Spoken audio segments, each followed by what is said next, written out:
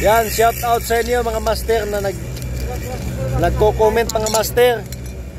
Ingat palagi master. Ang sabi nila, ingat palagi, God bless. Yan. Be safe of always. Master, binabasa ko po yung comment nyo. Marami pong salamat sa inyong concern sa akin. Hindi po biro ang trabaho namin dito bilang welder. Ngayon, 4 o'clock kami nag-umpisa. Uuwi kami sa kwarto 1 o'clock, 12 o'clock. Yan. Ngayon medyo maliit yung ating bibil ay para mabilis tayo kasi 4 kami titira. Nasa ilalim ako mga master. May mga master natin dyan din nagko-comment, master paturo naman paano mag-welding, ganito, ganyan. Master, may video tayo niyan. Sorry po sa nagko-comment doon na magbisaya ka na lang kasi mas mabuti pa daw magbisaya ko. Ginawa ko lang tong video mga master.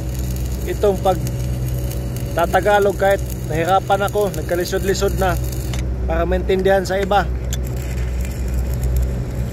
Ngayon, nagpapalit tayo ng glass mga master. Yan. Papalit tayo ng glass. Bawat isang pasada, isang glass. Clear glass. Itong glass ko mga master, dark glass ay 12, number 12. Gumamit pa ako ng salamin. Masyadong malinaw yung iba. Nung nakaraan kong video mga master na nag-demo ako ng mga glass, dark glass, baka sabihin niyang iba na number 9, number 8, ganyan. Lahat naman yun useful. Magagamit yun lahat.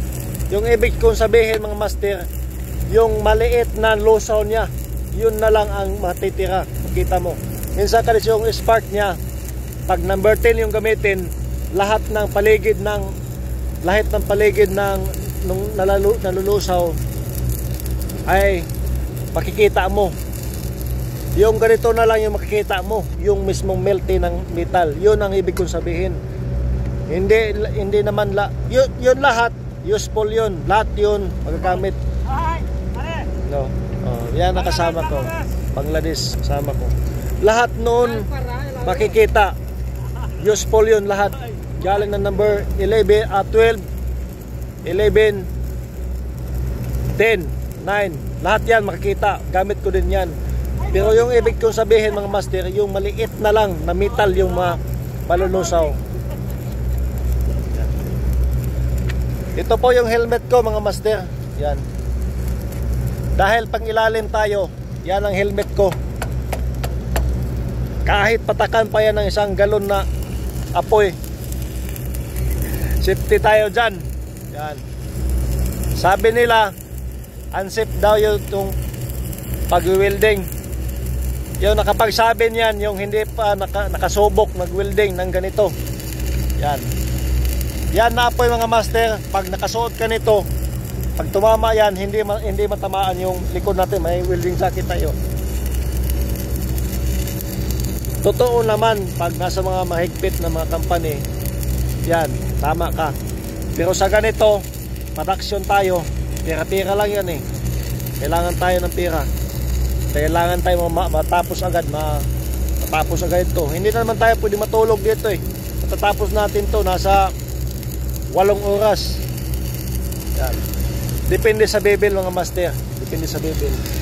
So, ulitin ko, shout out sa nagko-comment. God bless. Yan. Ingat palagi master. Huwag kang pabaya sa katawan mo. Yan. Shout out sa inyo. God bless din sa inyo. God bless po sa nagko-comment lahat ng naalala sa atin. Master, hindi ko akalain na nakapagtrabaho ako ng ganito. Panginoon lang ang nagbigay sa akin ng trabaho. Yung akin lang ginawa, apply ng apply, hindi lang isang agency. Maraming agency na applyan ko. Dahil sa binigyan ng Panginoon, na dito tayo makapagtrabaho, nag-urgent, agad-agad, nakapasok tayo dito. Pero marami pang struggle sa buhay kasi hindi ko alam mag-testing sa Manila paano mag-welding. So papakita ko yung join ko, may tubig sa ilalim.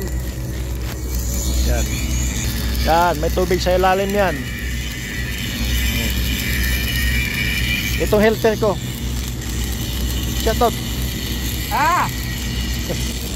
Yan, helper ko. Soya bibil na da. So yun, titirahin muna natin to para matapos tayo. So shout out sa inyo nagko-comment dyan. Sana po ay ma-share po ninyo ang ating mga videos. Kahit pa paano makapagbahagi lang tayo ng mga experience natin. Hindi naman to pagpagyayabang mga master, kasi hindi naman to sa akin eh. At lahat naman ng bagay matatapos, wala tayong pagmamayabang dito sa mundo mga master. So yun, God bless po, God bless. Muhammad, chup chup. Yan, tirada natin.